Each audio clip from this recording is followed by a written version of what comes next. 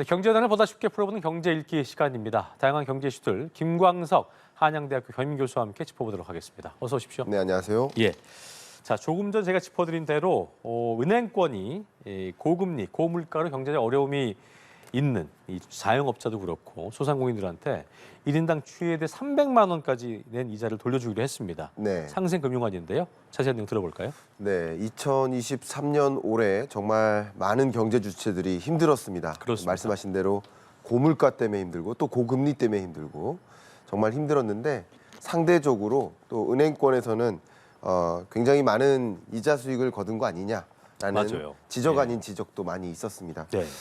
그런데 한편 이 이자 수익과 반면에 자영업자 같은 경우는 2020년 코로나19 이후에 예. 경제가 회복된 적이 거의 없기 때문에 또 거리 단계 조치라든가 그밖에 여러 가지 현안 때문에 이자만 쌓이고 또 예. 이자 상환 부담만 가중되고 빚을 변제하지 못하는 자영업자의 부채 문제를 강조하지 않을 수가 없고 그런 면에서 은행권 상생금융안을 만들었고요. 네. 자영업자 최대 300만 원의 이자를 환급해주는 방식인데요.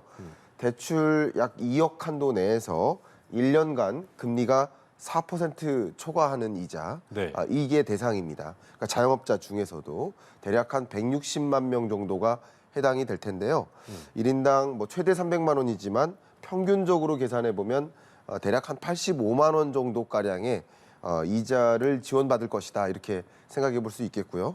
그래서 이런 것들이 좀 자영업자 입장에서는 예. 그래도 조금 숨통이 트이는 거 아니냐라는 생각을 해볼 수 있을 만큼 기대되는 부분도 있고 조금 이따 말씀드리겠습니다만 네. 지적될 만한 사항도 분명히 있겠다 미리 말씀드리겠습니다. 네, 자세한 내용을 좀 짚어주신 걸 보면 연 4%가 넘는 금리로 은행에서 개인 사업자 대출을 받은 차주 약 187만 명을 대상으로 평균 85만 원 환급받게 된다는 건데, 자 그동안 뭐 이자 부담이 굉장히 호소해왔기 때문에 자영업자들 입장에서는 뭐 금액을 떠나서 이런 어떤 대책 자체가 좀 온기로 다가올 좀 나도 쉽잖아요. 네. 온기가 될 수 있을 텐데 그 부분에 대해서 실효성에 대한 부분을 좀 짚어야 될 것 같아요. 네, 일단은 2022년부터 23년 중반까지는 네.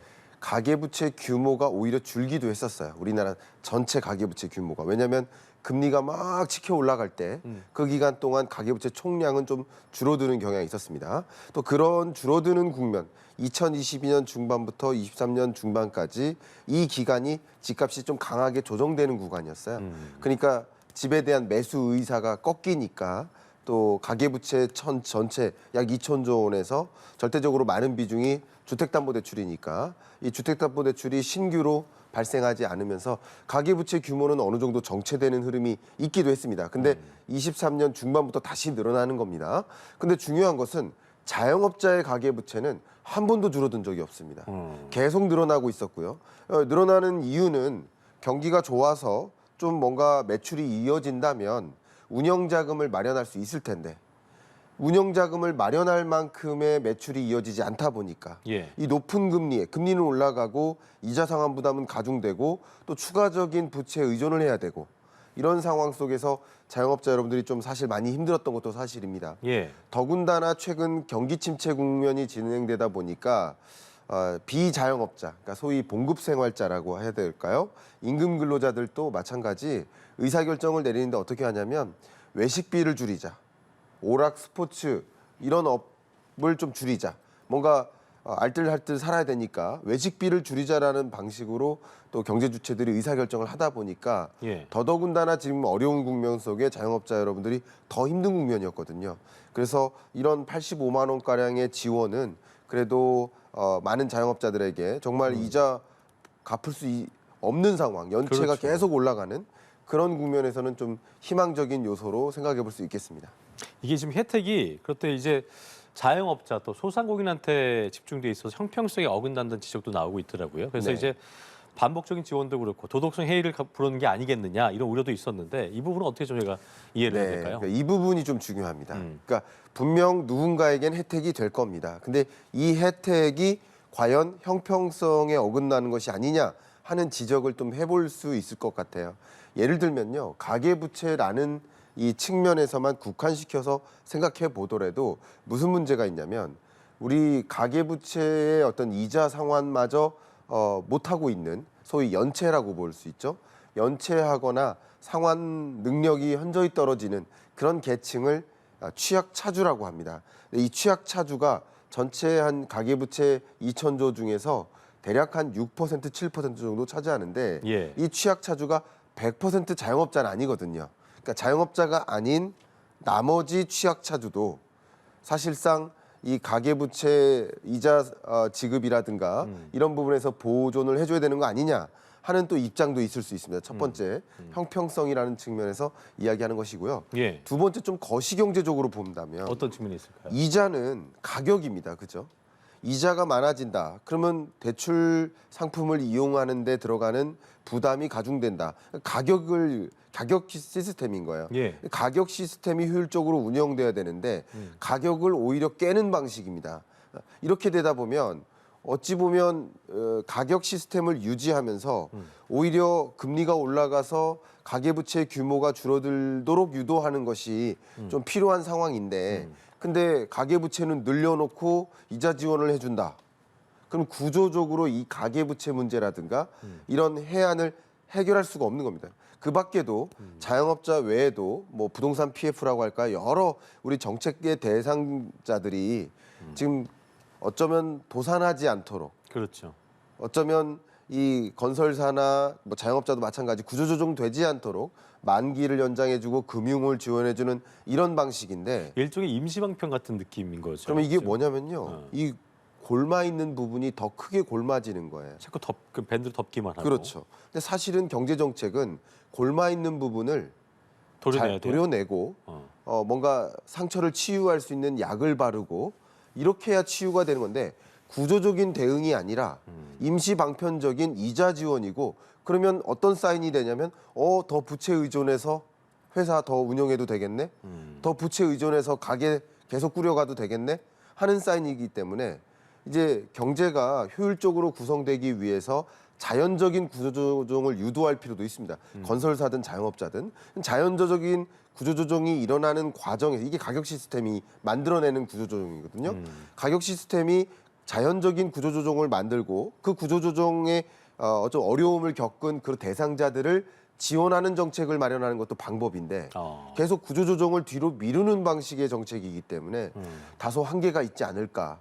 결국 우리에게 이 골마 있는 이 고름을 더 키우는 역할 아닐까 하는 우려도 역시 동시에 있는 거라고 볼 수 그러니까 있습니다. 환부를 도려내는 게 이제 구조조정이라는 얘기인데 네. 그걸 했을 때 어떤 부작용들을 당장에 감당이 되지 않을 수 있기 때문에 순차적인 생각을 했을 거예요. 정부 입장에서도. 그렇죠. 어떻게 보세요, 그 부분은? 그런 부분이 좀 아쉽습니다. 그러니까 지금 현 정부가 소위 자유시장 경제 원리를 좀 주창하잖아요. 네.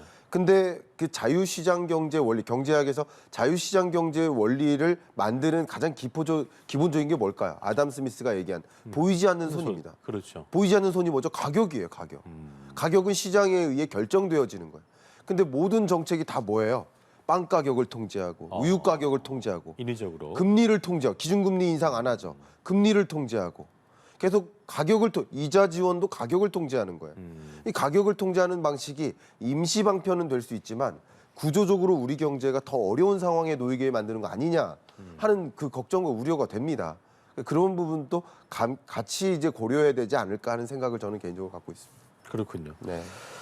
아까 저희가 뉴스로도 잠시 보도해드렸었는데 올해 가계, 기업, 정부 부채 모두 더한 이 한국의 총 부채, 한국이 네. 빈 총 빚이죠.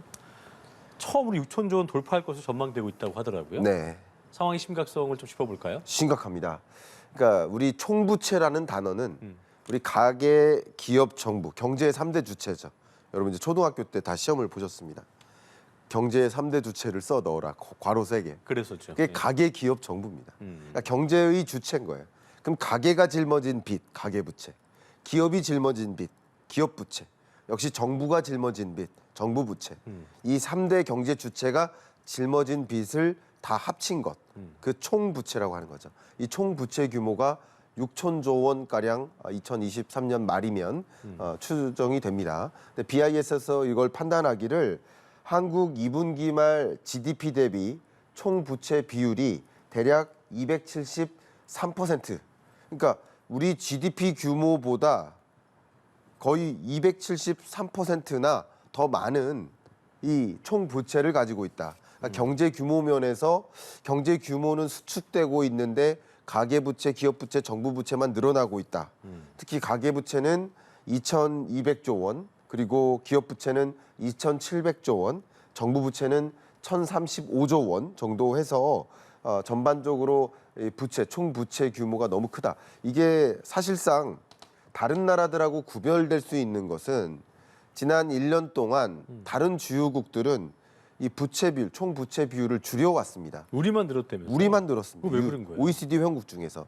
자, 이걸 왜 그런 거냐라고 해석을 해본다면 기본적으로 우리의 금리가 가격 통제 시스템이라고 했죠. 우리의 금리가 충분히 제약적이지 않았다라고도 해석해 볼 수 있겠습니다. 그러니까 금리가 충분히 높다면 가계 부채를 가계 대출 상품, 기업의 대출 상품을 이용하는 그 비중이 줄겠죠. 그 가격이니까요. 대출 상품에 대한 가격이 금리인 겁니다. 근데 가격이 충분히 높지 않았던 거예요. 그러니까 상품을 많이 이용했던 것입니다. 근데 상대적으로 다른 나라는 금리를 지켜 올리는 과정에서 결과적으로 기업들이 다 뭐합니까? 가계가 뭐합니까?